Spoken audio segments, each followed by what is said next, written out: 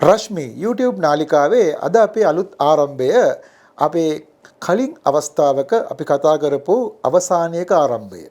Font master ඔබ හොඳින් හඳුනන font master පුෂ්පානන්ද Ekanayake ඒ අක්ෂර නිර්මාණ කලාව අප අතරට ගෙන ආවේ කෙසේද? ඔහු එදා අපත් එක්ක කතා කළේ ඒ ඉතිහාසය, ඔහුගේ ඉතිහාසය. දැන් අද ඔහු අපත් සමග එකතු වෙනවා ඒ ෆොන්ට් මාස්ටර් අක්ෂර නිර්මාණය, සිංහල අක්ෂර නිර්මාණය පරිගණකය තුළ තහවුරු කළේ කොහොමද කියන කාරණේ අපිට කියන්න. ඔව් පුෂ්පානන්ද ඒකනායක අපි අද කතා කරනවා ඒ ෆොන්ට් මාස්ටර් අක්ෂර නිර්මාණය මුල ඉඳන් කොහොමද ක්‍රමානුකූලව පරිගණකය තුළ අද අපිට එන්නේ. දැන් මමත් FM අබය ඔය ආදි වශයෙන් ෆොන්ට්ස් වලින් ටයිප් සෙට් කරනවා මගේ පුවත්පත් කලාව ඇතුලේ. ඔබට පුළුවන් කතාව මුලින් ඉඳලාම පැහැදිලි කරන්න. ඔව් මම දැන් මේ 90 ගණන් වල අගභාගයේදී තමයි මේ වැඩේට මම එළඹෙන්නේ.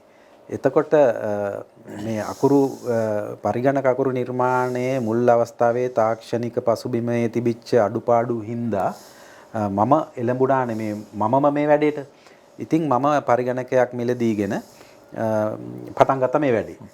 හැබැයි මොහන් දැන් ඒ කාලේ අන්තර්ජාලය නැහැ. පරිගණකය තිබ්බට අන්තර්ජාලය නැහැ. ඉතින් මේ මුරුදුකාංග පවා හොයාගන්න හරි අමාරුයි.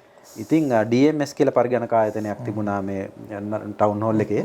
එතන මගේ යාළුවෙක්ගේ යාළුවෙක් එතන හිටියා. ඉතින් ඔහුට මේ කතාව කිව්වම වුන් ළඟ ඒ අකුරු නිර්මාණය කරන ෆොන්ටෝග්‍රැෆර් කියන මුරුදුකාංගයේ මුල් අවස්ථාවක්. ෆොන්ටෝග්‍රැෆර් 3 කියලා. බොහොම ප්‍රාථමික එකක්. ඒකේ කැටලොග් එකක් තිබිලා මට ඒක ෆොටෝකොපි කරගන්න දුන්නා.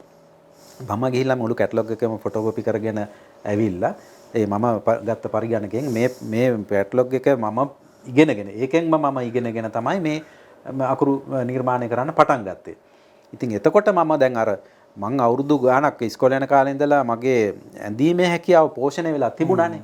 ඒක නිසා මම තෝරාගත්තා ඊටාම සියුම් සිහින් ඒ කියන්නේ ලයිට් ෆොන්ට් එකක්. මලිති කියන ෆොන්ට් එක ඇත්තටම පළවෙනි නිර්මාණය එළඹුණේ මම එහෙම. ඒ ෆොනුරුව ලයිට් සිහින් සිංහල අකුරක් කඳ එක මහත. ඒක ඉතා අමාරු එකක්. අදටත් හුඟ දෙනෙකුට එහෙම නිර්මාණයක් කරන්න පුළුවන්කමක් නැහැ. ඒ සංයමය නැත්තම් අමාරුයි.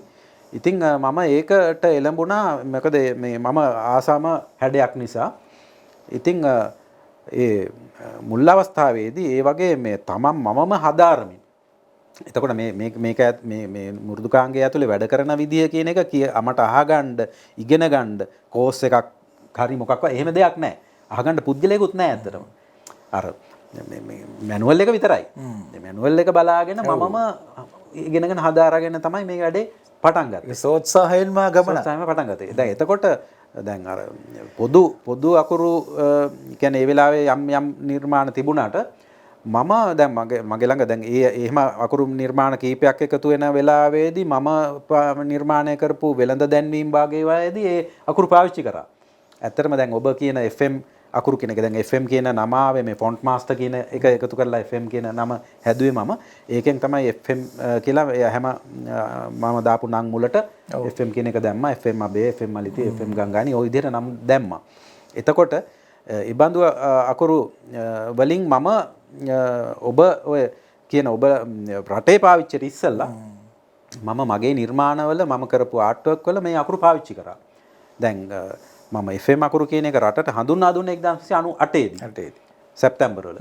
නමුත් ඊට පෙර අපි කරපු 95 6 විතර කරපු දැන්වීම් වලත් මේ FM අකුරු තියෙනවා. එහෙම පුවත් පිටපත් මගේ ළඟ තියෙනවා. ඉතින් එතකොට පාවිච්චි කරේ මම විතරයි. ඉතින් එහෙම පාවිච්චි කරමින් ඉඳලා මේ 1998 තමයි මේ මොහන් මේක රටේ පාවිච්චිය සඳහා නිකුත් කරේ. පොදු භාවිතය සඳහා නිකුත් කරේ. එතකොට ඒ නිකුත් කරලා එක එක්කෙනා අත එක කැමති අය ඒක භාවිතයට එළඹුණා. ඒ අතරේ දැන් අද ඔබ දන්නවනේ FM අබේ කියන අකුරු ඒ ෆොනුරුව තමයි ලංකාවේ පිළිගත් ලියවිලි ෆොනුරුව. ඒ කියන්නේ ටෙක්ස්ට් ෆොන්ට් කියන එකට. පුවත්පත් පවා තාම එතන ඉන්නවා. ඔක්කොමලා ඒකනේ පාවිච්චි කරන්නේ. එතකොට දැන් අපි ගත්තොත් මුද්‍රණ ක්ෂේත්‍රයේ පුවත්පත් එතකොට පොත් ප්‍රකාශකයින්ගේ කටයුතු වල සියල්ලේම පොතක අන්තර්ගතය පිටු 400ක් 500ක් වුණත් නිර්මාණය කළා. ඒ ලියවිලි ෆොනුරුව ටෙක්ස්ට් ෆොන්ට් කියන එකට ලියවිල්ලට ගන්න අනිවාර්යෙන් අබේ ෆොනුරුව FM අබේ ෆොනුරුව. එතකොට විශ්වවිද්‍යාලවල පොත්පත්ද තීසිස්ද ඒ හැම එකටම ප්‍රමිතියක් හැටියට ඒගොල්ලෝ හදාගෙන තිනවා. ඒක තමයි ෆොනුරුව කියලා. දැන් ඒ ෆොනුරුව එහෙම භාවිතයට එළඹෙන්න මුල් වෙලාවේදී ඇත්තටම මම මේ The Font Master කියන ආයතනය පිහිටවලා ඒ ආයතනයේ අපි ඒ ටයිප් සෙටිං සේවාවක් ආරම්භ කළා.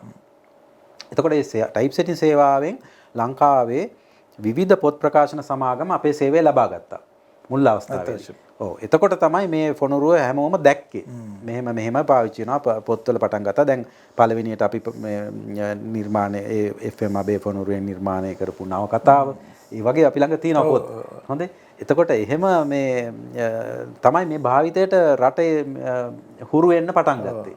එතකොට මම අපේ ළඟ ඒ ටයිප් සෙටිං ශිල්පීන් පරිගණක අරගෙන පරිගණක ඔස්සේ ඒ ටයිප් සෙටිං කරන ශිල්පීන් යොදවලා ලංකාවේ පොත් ප්‍රකාශනයට අපි මේ අකුරු හුරු කෙරෙව්වා. ඒ හුරු කෙරුවාට පස්සේ තමයි දැන් අද ඒක ව්‍යාප්ත වෙලා ගිහිල්ලා හැමෝ අතේම තහවුරු වෙලා ඒකෙන් ප්‍රමිතියක් හැදිලා දැන් අද තියෙන ලංකාවේ තියෙන ලොකුම මුද්‍රණ කටයුත්ත තමයි මොහන් අධ්‍යාපන අමාත්‍යාංශයෙන් මුද්‍රණය කෙරෙන පාසල් දරුවන්ගේ පොත් මුද්‍රණය. පෙළ පොත් මුද්‍රණය. ඒක දැන් 44 ලක්ෂයක් ඉන්නවා මේ පාසල් දරුවන්. ඉතින් ඔවුන්ගේ පෙළ පොත් මුද්‍රණය කියන එක මොහන් මේ හැම මොහොතෙම කෙරෙන එකක්. අනිවාර්යයෙන්. මිලියන බිලියන ගණනක් අකුරු තියෙනවා මේ පොත් ඇතුලේ. හැම දරුවාගේම හැම අවුරුද්දකම පොත් ගත්තාම හැම පොත් ඕනනේ හැමදාම. ඔව් එතකොට විෂය පරාසය ඊළඟට පන්ති පරාසය මේ ඔක්කොම එකතු වෙලා ලංකාව පුරා ඉන්න ශිෂ්‍ය සංඛ්‍යාව 44 ලක්ෂයක්. එතකොට ඒ ඔක්කොගෙම පොත් නිර්මාණය වෙන්නේ මේ මම නිර්මාණය කළ FM අකුරු වලින් තමයි. ඉතින් එතන දක්වා එනකොට ඒ මුලම නිකුත් කරපු ඒ 1998 නිකුත් කරපු අකුරු මාලාව හැටියට මොහන් නිර්මාණය කළේ අකුරු මෝස්තර 14ක්. ඒ තමයි FM අකුරු කියලා ඔබ ඔය කල්පනා දකින පාවිච්චි කරන ෆොනුරු. ඊට පස්සේ මොහන් අපි 2006 දී විතර අපි නිකුත් කළා මේ තව 23 අකුරු මාලාවක්. ඒ කියන්නේ දැන් විවිධ වැඩවලට දැන් අපි ලෝකේ ගත්තාම එක එක විෂයට අදාළව ඒ අකුරක ප්‍රකාශන ශක්තිය පාවිච්චි කරලා ඒ sannivedana කරන්න පුළුවන් ෆොනුරු දහස් ගණනක් තියෙනවා. දැන් ඉංග්‍රීසි භාෂාව ගත්තාම අකුරු දහස් ගණනක් ෆොනුරු හැඩ දහස් ගණනක් තියෙනවා. එතකොට මම 1998 දී නිකුත් කරපු මෝස්තර 14න් අපිට සමස්ත වැඩ කරගන්න පුළුවන් අදටත්. නමුත් අමුතු විෂයක් ඕන වුණාම දැන් අපි හිතමුකෝ දැන් ඉස්සර මොකද දැන් ඒක එහෙම මම කියන්නේ මොහාන් දැන් ඒ පරිගණක ශිල්පයේ එන්න ඉස්සල්ලා අතින් අඳින කාලේ ඒ විවිධ විෂයට අදාළව අතින් ශිල්පීන් නිර්මාණය කළා විවිධ හැඩ අකුරු හැඩ. දැන් අපි ගත්තොත් ජාතික පුවත්පතක මිනිමැරුමක් සම්බන්ධ ලිපියක් යනවයි කියලා. හොඳේ මිනිමැරුමක් සම්බන්ධ ලිපියක් පළ වෙනවා. එතකොට මේ ලිපියේ සිරස්තලයට යොදා ගන්න අකුරු ඒ කාලේ නිර්මාණය කරා ශිල්පීන් ඒ සිරස්තලයේ අකුරු වලින් ලේ බේරෙනවා. හරියට හරි. හරි. ඒ විදිහට ඒ අකුරු හැඩ ඇඳා ඒක. කිසිම දවස වගේ පුවත්පත්වල නිර්මාණය කළා. එතකොට ඒ වගේ එතකොට අපිට මේ අකුරු ටික දකිනකොටම අපිට දැනෙනවා මේ ලිපි අන්තර්ගතය. අන්තර්ගතය අපිට මේ sannivedana වෙනවා. විහිසුණු බවක්. ඔව්. එතකොට ඒක දැනෙන්නේ ඒ අකුරට තියෙන ප්‍රකාශන ශක්තිය නිසා. අකුරකට ප්‍රකාශන ශක්තියක් තියෙනවා. එතකොට ඒක ඔස්සේ තමයි ඒක වෙන්නේ. දැන් අපි හાર્ඩ්වෙයාර් කඩේක බෝඩ් එකේ දැන් ඔබ දකින FM අර්ජුන් වාගේ නිකන් ලාලිත්‍යයක් දැනෙන අකුරකින් ඒ බෝඩ් එක තිබ්බොත් ඒක දැනෙන්නේ නැහැ නේ. ඔව් ඒක අපි පාවිච්චි කරන්න ඕන මඟුල් දැන් මේ අරියුම් පතකට සුබ පැතුම් පතකට පාවිච්චි කරන්න ඕන හැඩයක් නේ. ලයාන්විත බවක් තියෙනවා. එතකොට දැන් අර වගේ එකකට අපි ඊට වඩා මේ බරක් තියෙන මේ තද බවක් තියෙන අකුරු හැඩයක් ඕනේ. එතකොට ඒක තමයි ප්‍රකාශන ශක්තිය. එතකොට අන්න එහෙම හැඩ 14ක් මම පොදුවේ නිකුත් කරලා තිබුච්ච ඒවායින් වැඩ ගත්තට තව ඊට වඩා විශේෂිත වැඩකට පාවිච්චි කරන්න නම් අපිට විවිධ හැඩ ඕනේ. ඉතින් අර එහෙම එකතුවක් මම තව අකුරු මෝස්තර 12ක් ෆොනුරු 12ක් මම නිකුත් කරා 2006 දී. ඒවට අපි නම් කරලා තිබුණේ ඉසිවර කියලා අතට. එතකොට ඉසි අකුරු හැටියට ඉසිවර අකුරු හැටියට තමයි ඒ අකුරු ෆොනුරු නිර්මාණය කළේ. ඒක නිකුත් කරේ 2006 දී. එතකොට ඔබ මෑතක තවත් මම ඇත්තට මේක නාමිකව නොදැන සිටියට මට මගේ අවධානයට ලක් වුණා දැන් අදටත් පුවත්පත් මම වැඩ කරපු පුවත්පත් ආයතන කිහිපයක විශේෂයෙන් ඉරිදා අර සිළුමිණ පුවත්පත මේ ලේක් හවුස් පුවත්පත් පවා විවිධ හැඩතල සහිත මෑත කාලේ ඔබ නිකුත් කරපු අක්ෂර නිර්මාණ කිහිපයක්ම යොදාගෙන තියෙනවා ඔවුන්ගේ විශේෂාංග ලිපි වලට. ඔව් මෙහෙමයි. ඒක ඉතින් දැන් පුවත්පත්වල මුලදී මොහන් දැන් අර මම නිකුත් කරපු පළවෙනි ෆොනුරු මාලාව තමයි හැමෝම පාවිච්චි කරන්න එළඹුණේ. එතකොට සහ මේ ඒකේ තාක්ෂණයකුත් තිබුණා මොහන් දැන් ඒ මුල්ම යුගයේ තිබිච්ච දැන් අද අපි ඔය අන්තර්ජාලය එහෙම සැරිසරනකොට ඒවැ අන්තර්ජාලයේ අපි Facebook එකේ මේ Android නැත්තම් iOS අපිට තියෙනවනේ මේ operating systems ගාක් තියෙනවනේ. ඒ හැම එකකම පාවිච්චි කරන අකුරු තාක්ෂණය හඳුන්වන්නේ Unicode කියලා. Unicode අකුරු තාක්ෂණය තමයි අන්තර්ජාලය සහ බද්ධ වෙබ් කියන එක ඇතුලේ පාවිච්චි වෙන්නේ. එතකොට ජංගම දුරකථන ඇතුලේ පාවිච්චි වෙන්නේ ඒ තාක්ෂණය. හැබැයි ඒවා එන්න ඉස්සර තාක්ෂණයක් තමයි අපි මේ පරිගණක ඇතුලේ තිබුණේ. එතකොට මුද්‍රණ තාක්ෂණයට අපි පාවිච්චි කරේ ඒ පැරණි තාක්ෂණයට අදාළ ෆොනුරු. එතකොට ලංකාවේ පුවත්පත් කියන්නේ මුද්‍රණ කලාවක්නේ. එතකොට දැන් මොහන් මේකේ කාරණයක් තියෙන්නේ මේ මුද්‍රණ කලාවට අදාළ මෘදුකාංග තියෙනවනේ. දැන් අපි දන්න මේ දැන් Microsoft ලගේ මෘදුකාංග වගේ මේ ඒවා පාවිච්චි කරන්නේ සාමාන්‍ය කාර්යාල භාවිතයට වගේනේ. එතකොට මේ මුද්‍රණ කටයුතු වලට පාවිච්චි කරන්නේ Adobe මෘදුකාංග. ඒ Adobe මෘදුකාංග කියන ඒවා යේ Unicode තාක්ෂණය අපේ භාෂාවලට තාම ඇවිල්ලා නැහැ. ඉතින් ඒක නිසා ඒ අපේ භාෂාවලට කියලා කියන එකෙන් අදහස් කරන්නේ මේ ඉන්දු ආර්ය භාෂා ඉන්ඩික් ලැන්ග්වේජස් කියලා තියෙනවා. ඒ කියන්නේ අපේ ලංකාව වගේම ඉන්දියාව ඇතුලේ තියෙන භාෂා, ඒ අවට තියෙන රටවල් වල තියෙන භාෂා රාශියක් තියෙනවා. දැන් ඉන්දියාව ඇතුලේම භාෂා වාක් තියෙනවා. ඒ වගේ ඉන්දු ආර්ය භාෂාවලට මේ පහසුව මේ Adobe ආයතනයෙන් අපිට තාම හරියට ලැබිලා නැහැ. දැන් ලැබෙමින් පවතිනවා. නමුත් හුඟක් කාලයක් ඒකට ගත වෙලා මොකද ඒ අන්තර්ජාලය ඇතුලේ ඒක මුලදීම තිබුණා. හැබැයි අර සහ මුද්‍රණ කටයුතුලත් වෙනත් භාෂාවලට ඒක මුල ඉඳලම තිබුණා. දැන් අපිට ඒක හුඟක් පරක් වුණා. ඉතින් ඒක නිසා මේ දැන් ලේක් හවුස් ආයතනය සහ ලංකාදීපය මේ තාක්ෂණයට යන්න උනන්දු වුණා. ඒ උනන්දුව උඩ ඒගොල්ලන් ඉන්දියාවට ගිහිල්ලා ඉන්දියාවෙන් මේකට උත්තරයක් හොයාගෙන ඇවිල්ලා ඒ කාරණයට එළඹුණා. ඉතින් ඒ වෙලාවේ ඇත්තටම අර මූලික මම නිකුත් කරපු අර FM අකුරු මාලාවම මේගොල්ලෝ මං ලව්වම නිර්මාණය කරගත්තා ඒ Unicode තාක්ෂණයට ගැලපෙන්නේ. ඉතින් ඒකම ලොකු බර වැඩක් ඒක. ඉතින් මේ මෝස්තර ගාන අඩු වුණාට මොහන් ඒක තාක්ෂණිකව ලොකු ජයග්‍රහණයක්. ඉතින් අදටත් දැන් අනිත් පුවත්පත් තාම ඒ Unicode පාවිච්චි කරන්නේ නැහැ. ඒ තාම පරණ තාක්ෂණේ ඉන්නේ. මොකද Adobe ලා එක්ක ඉන්න තියෙන්නේ දැන් අපි පොත් ප්‍රකාශනය කියන්නකො. පොත් ප්‍රකාශනය කරන්නේ තාම ඒ පරණ තාක්ෂණය. ඔව් Unicode නැහැ.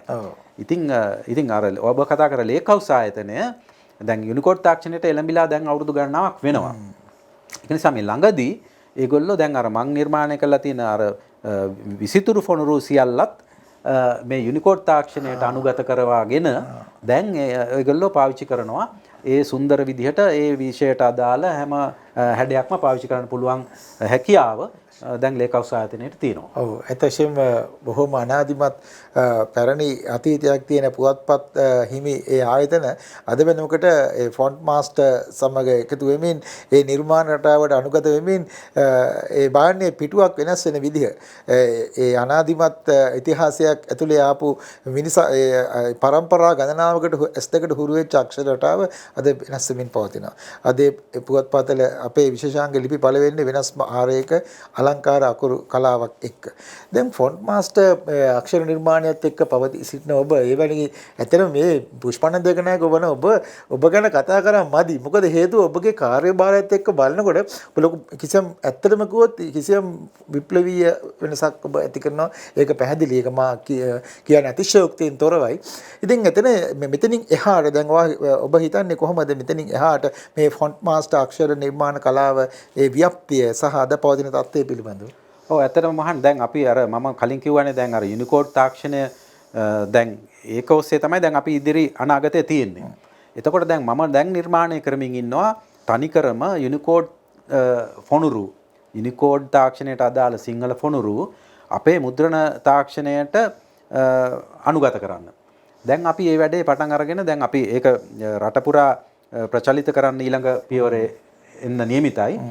දැනට දැන් මගේ ආයතනය තුළ අපි සිංහල යුනිකෝඩ් ෆොනුරු වලින් අපි මුද්‍රණ කටයුතු කරමින් ඉන්නවා. එතකොට ඒ එතෙන්ට එනකොට අපිට දැන් ලැබෙන ලොකු පහසුවක් තියෙනවා. දැන් මෙහෙම එකක්.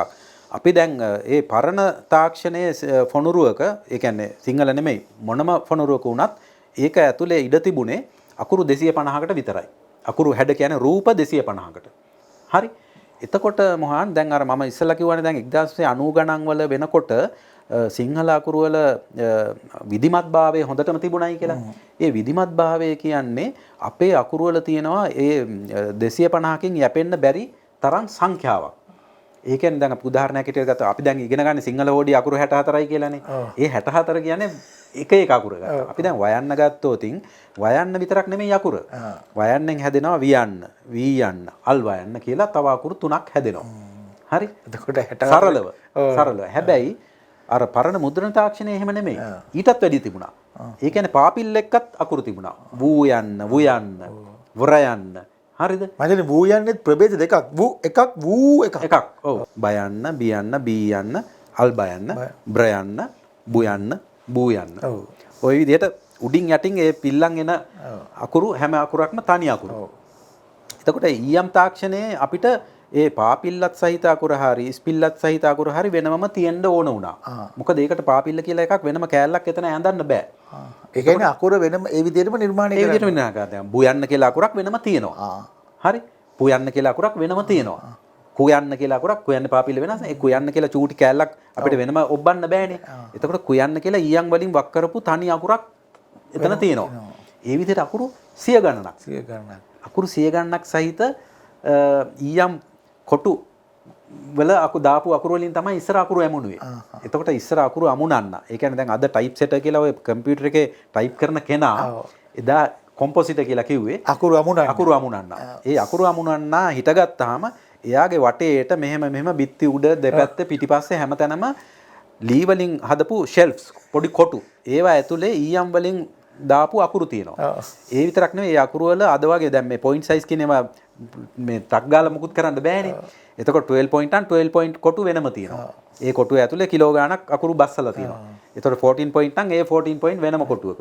ඉතින් ඒ කෙසේ වෙතත් ඒ අකුරු හැම එකකම අර අකුර මෙහෙම අරගෙන අමුණන්න ඕන. මැටර් එක කියලා මෙහෙම පෙට්ටියකට අකුර ගෙනල්ලා අමුණන්න ඕන. ඒ විතරක් නෙවෙයි ඒ අකුර තියෙන කන පිටට. අපිට බලුවාම අකුර පේන්නේ අකුර අනිත් පැත්තට තියෙන්නේ. නමුත් ඒ කොම්පොසිටර් දන්නවා ඒ අකුර. ඉතින් එහෙම අරගෙන තමයි මේ අකුරු අමුණන්නේ. ඔය විශේෂ ශිල්පීය හැකියාව. විශේෂ ශිල්පීය හැකියාවක්. එතකොට එයා මෙතන භාෂාව අර ලියවිල්ලත් කියවන්න ඕන. ලියවිල්ලේ අඩුපාඩු තියෙනවා නම් එයා දන්නවා නම් එයා හුඟක් දැනුවත් ඒ කාලේ කොම්පොසිටර්. එයා ඒක නිවැරදි කරලා හදනවා උක්තාඛ්‍යාතය පවා. අදක මහාචාර්ය තරුණ වේදානලාගේ ලිපි ලේඛන පවා ඔයගොල්ලෝ තමයි අමුණවන්නේ ඒගොල්ලෝ. ඔව්. එතකොට දැන් එතකොට අපේ හෝඩියට අදාළව විවිධ රූප තිබුණා 100 ගණනක්. ඒ 100 ගණන නැති වුණා අර කම්පියුටර් එක ආපු ගමන් 250ට බස්සන්න උනා. එතකොට අපි පයන්නට පාවිච්චි කරන පාපිල්ලමයි බයන්නටත් පාවිච්චි කරන්නේ. මයන්නටත් පාවිච්චි කරන්නේ. ඒක ගෙනල්ලා අතනින් නිකන් තියෙනවා. මේ අර ටයිප් රයිටර් එකේ තිබ්බ විදිහම තමයි. හරිද? ගෙනල්ලා දැම්මා. වෙනස තිබුණේ අල්මයන්න මීයන්න වෙනම රූපයක් තිබුණා අපිට. ඒක ටයිප් රයිටර් වගේ උඩින් වැදුන්නේ නැහැ. වෙනම හැඩයක් ගන්න පුළුවන් වුණා. ඒ 250 ඇතුලේ ඒ ඉඩ තිබ්බා. හැබැයි අපිට මදිකන්නේ අර දැන් මේක ඔබ මුල් කාලේ නෙමෙයි අදත් සමහරවිට දකින්නවා ඇති. සමහර වෙලාවට පොඩ්ඩක් එහෙම වුණාම මයන්න වෙනම තියෙනවා පාපිල්ල පොඩ්ඩක් ඈත් වෙලා තියෙනවා.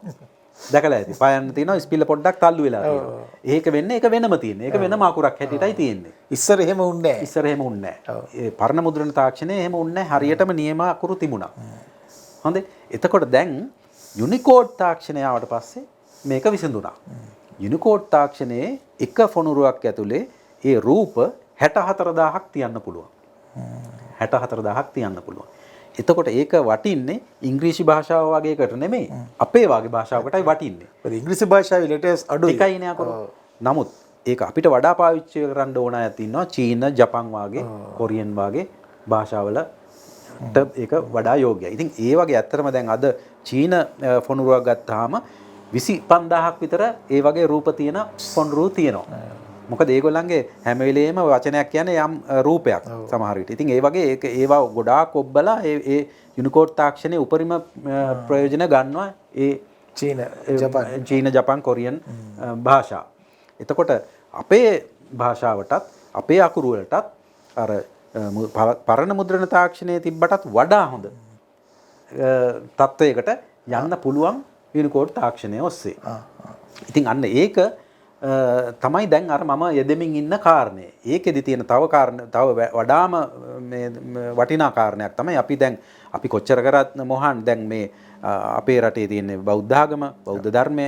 එතකොට අපි පාලි දේව ගාථා තමයි අපි කියන්නේ. අපි වඳින්නේ පාලි. එතකොට පොතපත තියෙනවා. එතකොට ඒ වගේ පාලි භාෂාව වගේ භාෂාවකින් කටයුතු කරනකොට අපේ සිංහල පොනුරුවත් එක්ක සිංහල එක්ක එතකොට තියෙනවා අපිට දැන් විශේෂිත ක්‍රමයක්. මොකද පාලි භාෂාවේ හල් කිරීම නැහැ. හල් කිරීම නැහැ. අපි ධම්ම කියලා ලියනවා නම් මාප්‍රාණ දයන්න අල්මයනු දෙක බැඳලා තමයි කියන්නේ. ඔව් අර බැඳියකෝ. බැඳි කියන්නේ ඒ දෙක එකට ගාවලා තියෙන්නේ. එතකොට අන්න ඒවට ඒ ටචින් කැරක්ටර්ස් කියලා කියන්නේ දෙක ගාවනවා.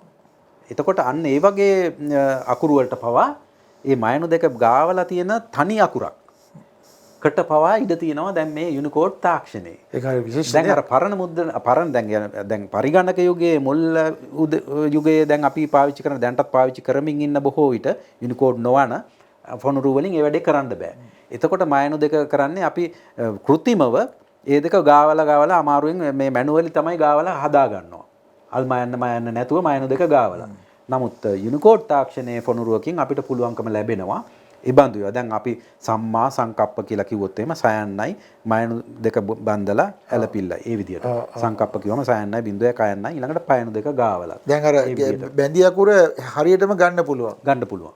එතකොට දැන් මගේ ළඟ තියෙන මං දැන් මේ වෙනකොට කරලා තියෙන සිංහල ෆොනුරු වලත් එහෙම කරන්න පුළුවන්. දැන් අපි ඒ අත්හද බැලීම් කරලා අපි ළඟ දැන් පොතපතක් කෙරෙනවා ඇත්තටම කියනවා. ඉතින් දැන් මේක රටට අපිට නිකුත් කිරීම තමයි සහ ඒකට යොමු කිරීම තමයි ඊළඟ කාරණේට තියෙන්නේ අපි මේ අලුත් තාක්ෂණයත් එක්ක. ඔව් ඉතා වැදගත් තැනකට අපි එනවා අපේ ෆොන්ට් මාස්ටර් අක්ෂර නිර්මාණය ඇත්තටම ගියොත් ලෝකයේ නව තාක්ෂණයත් සමග එකට බැඳුනේ නැත්නම් අපිට බැඳෙන්න සිද්ධ වෙන්නේ අර කිව්වා වගේ වෙන විදිහට ඒක තරම් සාර්ථක වැදීමක් වෙන්නේ හොඳයි. අප එතනින් එහාට දැන් මේ යන ගමන තුල අවසාන වශයෙන් ඔබට මේ අපිට දෙන්න පුළුවන් කතාව මොකද්ද? මේ ෆොන්ට් මාස්ටර් අක්ෂර නිර්මාණය සහ අපේ ප්‍රකාශන කලාව පිළිබඳව ඔබට ඇති යම් අවබෝධයක් සහ අපිට කියන්න දෙයක්. ඔව් මහන් දැන් මේක දැන් මගේ කාර්යභාරය යම් වෙලාවක ඉවර වෙනවනේ.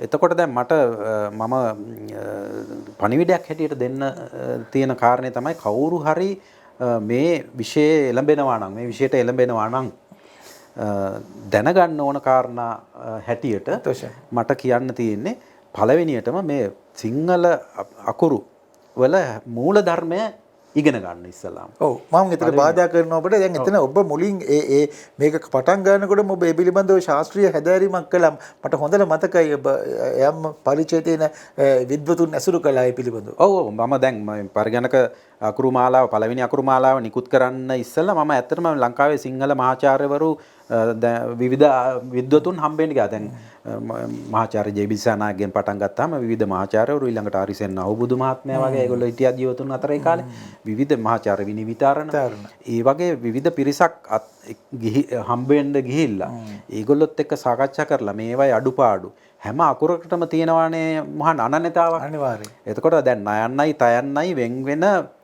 තැනක් තියෙනවා. එතකොට මේක නයන්න මේක තයන්න. හැබැයි බැලුවාම එකම තමයි. ඒ නයන්න උඩට යන පැත්ත මොකද්ද තයන්නේ පහළට යනවාද? ඉතින් පොඩි දෙයක්. එතකොට ඡයන්නයි වයන්නයි කියන දෙකට අනන්‍යතාවක් තියෙනවා.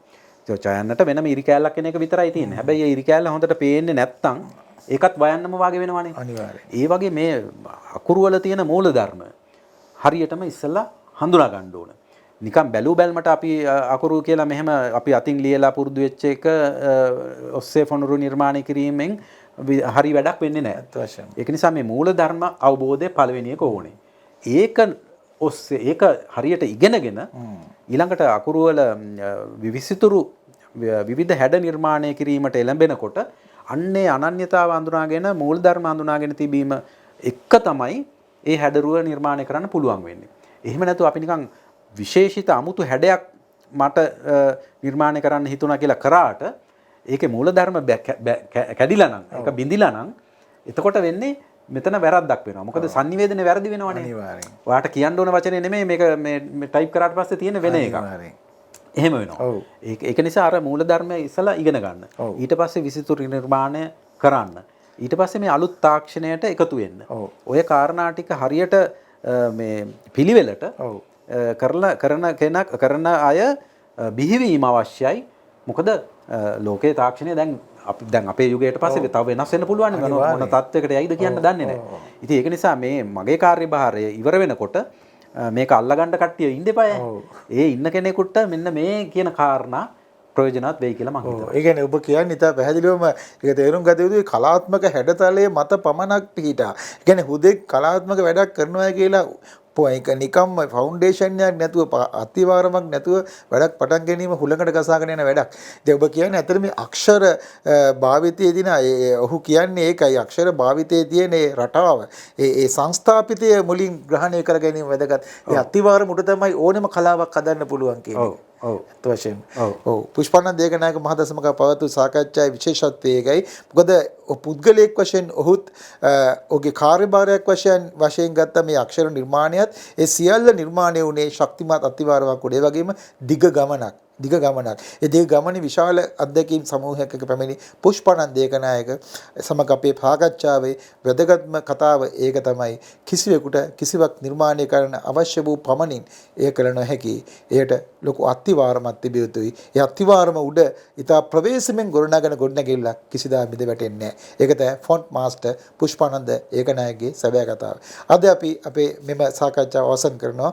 මෙවැනිම චරිතයක් සමග ඉදිරියේදීත් ඔබ හමු වීමේ බලාපොරොත්තු වෙමින් අද අපි ඔබෙන් සමුගන්නවා.